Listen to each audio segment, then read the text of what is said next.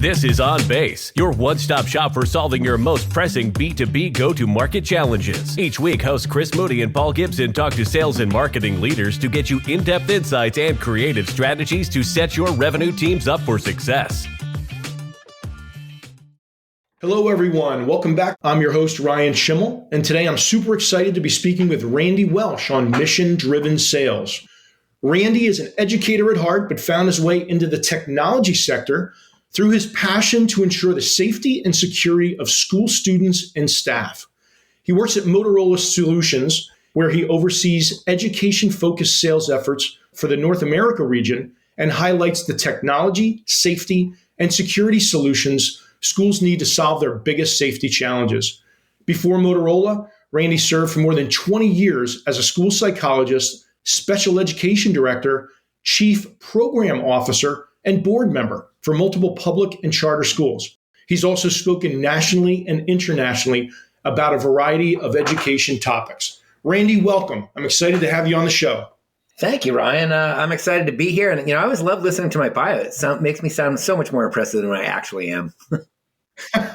Well, I've been impressed in speaking with you thus far. So what do you say we jump right in? That sounds great. So, Randy, you've had a very interesting career spanning school psychology all the way up to education technology sales. Can you share a little bit, maybe a brief overview of your path and kind of what ignited your passion for keeping students safe? Yeah, it's been a fun journey, and it's been one that there aren't too many people who can say they've had the wonderful experiences that I've had. So I started way back in the day, actually running a daycare at a college and nannying for a few students with disabilities, which sort of first got me really interested. And from there, I went and I got my school psych degrees, was a school psychologist for a while. From there, went into being a special ed director because I wanted to have a bigger impact than just the few students. I wanted to touch as many lives as I could. Be honest, that was the worst job I've ever had. Hated every second of it because I missed working directly with students. So I went from there to running all of the programs at a small private residential school in New Hampshire for students with autism and other neurological disorders. Absolutely loved that. Found just an amazing passion for my day-to-day work there. From there, one day, out of the blue, I was at a workers' comp conference of all things, and I saw this wonderful thing called a smartboard. And my gears started turning for, I wonder if we could teach students with autism using a smartboard and teach them more of in a group setting rather than the individual setting that was kind of the core of education back then. And so, sure enough, I bought some smartboards with some grant money, started doing the research, did some publishing, did some speaking for the company, and fast forward probably 5 years or so, they hired me, and that's how I got into sales. I'll be honest, I wouldn't admit that I was in sales for about a year or so because I went from doing just amazing work every day that I felt amazing about to sales. And I use that term in that way for a reason at that point. I liked it. It was okay. And then I get recruited by a company called Avigilon that was later acquired by Motorola Solutions. And that's where I got my passion back because all we do is make people safe, make schools safe. And I find, I wake up every day and, it's great. I can do sales. I travel around the country, have a whole lot of fun. But in the end, every single day before I go to bed, I know that we did something to make students, staff, faculty, visitors safe. And that's where I get a lot of my passion from. Yeah, Randy, you hit on a couple things that kind of resonated with me. First, you had mentioned about, education, of course, and that's the gist of our conversation here. But Avigilon is everywhere. I see them at, we have a brand new airport here in Kansas City. I see your cameras there. I see your cameras at my local gym in the corner, kind of watching the gym floor. But you called out smartboards. And if I can just digress for a moment, and you may be able to understand this. I first experienced smartboards maybe 5 years ago when I was teaching junior achievement to a group of third graders. And it was probably the most revolutionary experience I've had in a classroom in 30 or 40 years. So I can absolutely understand how that kind of got you excited about education and so on. It was absolutely fascinating to sell, and not even before selling, to see the impact it had on students in the classroom. And I could go on a whole different podcast on this one for how it made an impact on students with autism, but we can save that for a different time. Yeah, for sure. Well, so along the lines of selling and sales, when you and I had our call leading up to this, we kind of discussed and lamented about how sales is often viewed as, just selling widgets, right? And, you really took the time to kind of stop the conversation and emphasize that in your world, in education, you really, really need to understand like a customer's motivation, what the customer cares about. For our listeners, tell us, why that's important that you actually uncover the true needs and pain points of your customers specific to the education sector. Yeah, it's interesting, Ryan, because I think we all understand the concept of basic discovery, right? When it comes to sales, you want to go in and understand the pain points of your customer and figure out what they need. If I'm being honest, though, I think that as an industry, we are at best tangential with it. And at the end, we're always looking for what we can sell. A true discovery, a true understanding of your customer's needs doesn't start with selling. It starts with, I truly understand what day-to-day issues that you need to deal with. Because all too often we walk in and we think we know, but we don't. It could be I've gone to school districts where we think that they're mostly concerned with breaking and entering or propped doors or whatever it happens to be. And we find out that no, it's actually, they have one parking lot where there's a lot of damage being done and all they need is a solution that'll help them solve that issue, right? And the more we listen to customers, and when I say listen, I mean true active listening where we're not just hearing what they say and translating it to what we want to sell, but we're listening to really their day-to-day issues. And then from there, we're going to help craft a solution that helps to answer the questions they have, solve the problems they have. And I tell you what, you want a lifelong customer, don't sell them something. And I mean that seriously. Don't just sell them something because you want to sell something. Make sure that you sell them only what they need. And then, of course, obviously, there are things that we can introduce them to where you add on to that sale and all that. But the real focus is on they have a problem to be solved. And our job is to help them solve that problem. I think you hit the nail on the head. And I will tell you that I've been in sales for quite a few years. I've sold to some of the same customers at multiple places. And I'd like to think that it's because I'm not selling widgets, but rather I'm seen as a solution provider, right? I think that's exactly what you're talking about. So along those lines, talk to us a little bit about, I'm sure our listeners would love to hear, like, what are some of the challenges in solution selling to the education sector? I mean, there are always new initiatives and budgets. There's bureaucracy and changing of the guard with administrators, if you will. How do you kind of navigate through all that to make a positive impact? It's funny. I think sometimes where we have to keep the focus on the mission rather than the sale, if that makes sense. And I've got a team of 10, and I will say we're the best team in the industry. I would put us up against anyone. And one of the main reasons for that is because when we talk amongst ourselves about what we do, our jobs are to keep kids safe. That's what we do. Wow. I don't think I could have said it better myself. I mean, that's your mission, right? It's not selling cameras and widgets. It's keeping kids safe. It absolutely is. And, and it's funny because when politics get involved, when budgets get cut, when we approach this fiscal cliff that we're approaching right now because of the end of COVID money, it's really easy as a salesperson to step back and be concerned about all of the things that are coming up. What we try to do is keep our focus on our job is to keep kids safe. And sometimes that might mean that $1 million sale that we were hoping to come in this quarter might now need to be phased out over a few years. But that's okay, because in the end, we're still keeping kids safe. And I find that our end users, when they know that, when they understand that, it's amazing how you can find money and you can make things happen. I used to have a running joke about education sales. And I'd say, the terrible thing about education sales is that no one ever has money. The wonderful thing about education sales is everyone always has money.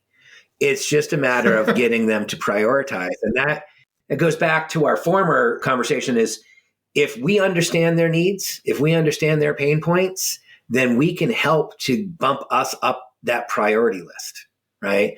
So it's not as complicated, I think, as sometimes we make it to be, just as long as we keep our thought on what our mission is and what we can do to help them solve their issues.